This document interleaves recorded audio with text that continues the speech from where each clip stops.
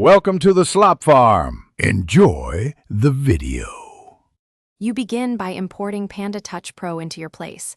This gets you the tool and scripts you need.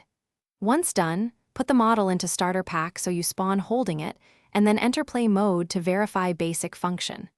Make sure animations and hitboxes exist, because without them outcomes differ.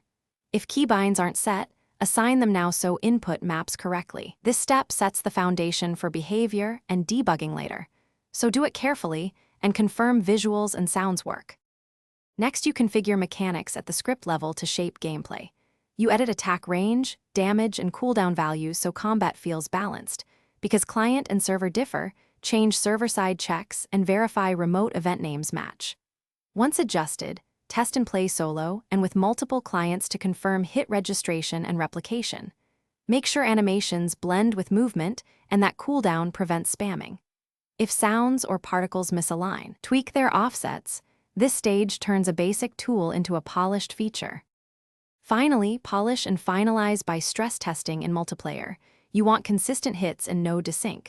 Once done, optimize performance by running cosmetic effects client-side while retaining authoritative damage checks on the server.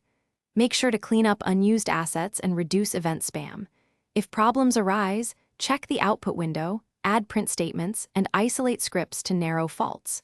A key troubleshooting tip: when hits don't register, verify remote event names and server-side validations first. Most issues hide there.